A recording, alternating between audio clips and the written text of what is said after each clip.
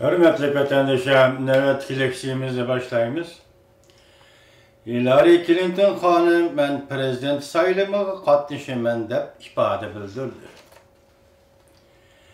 Mavzulu haber 4. ayının 13. gün Amerika Ovazı'nın Xitay Tel programısı da ilan kılındı. Haber mundaq başlandı. Sabık Devlet İşler Katibi Hillary Clinton hanım 2016 yıllık prezident sayılımına namzat bulup katlaşıdığanlığını bildirip öttü ve derhal Amerika Demokratlar Partisi'nin prezident namzatı bulup görüştürülüp kişilerin kızıkışını kozulgan saylam namzatı bulup kaldı. Hillary Clinton hanım bu katımkı saylamının mühimliğini ve adetki Amerika kurallarının arzularını ta'kidlep görüştü. Ular üçün hizmet kılgan arzusunu bildirip öttü.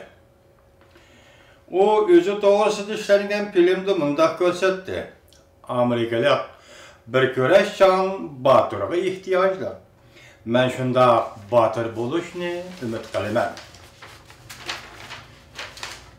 Hillary Clinton hanım Cumhur siyasını kandak belgileydi mavzulu haber. 4. ayının 13. günü Xinhua tordu ilan kılındı ve şu günü Wenhui torbetiga yötkep ilan kılındı. Haber mundaq başlandı. Xinhuaşı agentlığı mundaq haber kıldı.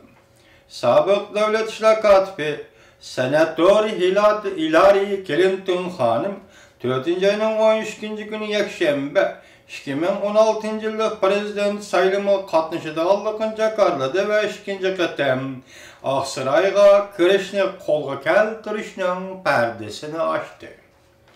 Növbeti 67 yaş kirgan Hillary Clinton hanım yana qaytadan iş başladı.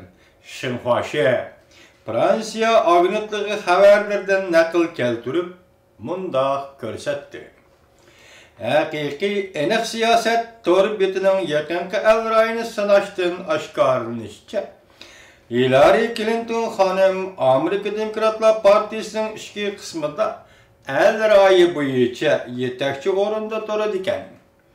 60% ziyorat qabul qilguvchi kishilar mundaq hisobladi. Ular partiya ichidagi saylamda Hillary hanımni qo'llaydiganligini bildirishdi. Tahlilchilar mundaq ko'rsatdi. Saylamning halqalıq paytlarida Cumhur meselesi bo'libmi Demokratlar Partisi uchun to'liq rol o'ynaydi.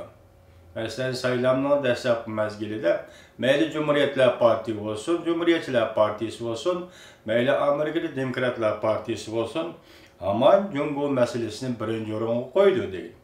Shunga deydi, Cumhur meselesi bo'libmi Demokratlar Partisi uchun to'liq rol o'ynaydi. Cumhur qattiq maydon qo'llanish orqali konservativ saylovchilarning qo'llashini qo'lga keltiradi. Bu qatam Demokratlar Partisining a'zosi sifatida saylam qatnashadigan Hillary Clinton hanım yana bir qatam Cumhur meselesini ko'tarib chiqish ehtimolligi intayin zo'r deb ko'rsatdi Xinhuashi torbeti. Hillary Clinton hanım ayni chog'da davlat ishlar kotibi bo'lib sayılış bilanla an'anani buzib tashlab avval Osiyoni ziyorat qilib yuqori ovozda Amerika qaytib keldi, Amerika Osiyoga qaytib keldi deb nutq so'zlab Osiyada tamponlashtirish siyosatini bor kuch bilan yo'lga qo'yib Osiyo ishlariga kirib keldi. 21. asr Osiyo Tinch okean asaridir. Belki Osiyo Tinch okean asari bu Amerika asaridir. Amerika diplomatiyasining kelgusida 10 yillik vazifasi Osiyo Tinch okean rayoniga texnik ko'p kuch tashlash degan edi Hillary Clinton hanım. Bu yıl 6 yıl mobaynida Amerika'nın tashqi siyosati haqiqatan shundoq o'rinlashtirildi. Masalan, Osiyoda tamponlashtirish siyosati navbatdagi Amerika Qo'shma Shtatlarining Osiyo siyosatining yadrosidir. Bu ayni vaqtda Hillary Clinton hanım o'ttirib qo'ygan keyin o'tirib qo'ygan va prezident Obama o'tirib qo'yganni Hillary Clinton xonim ta'kidlagan va shundoq bo'lib bu siyosat Amerikaning Osiyo qaratgan siyosati bo'lib kelgan edi.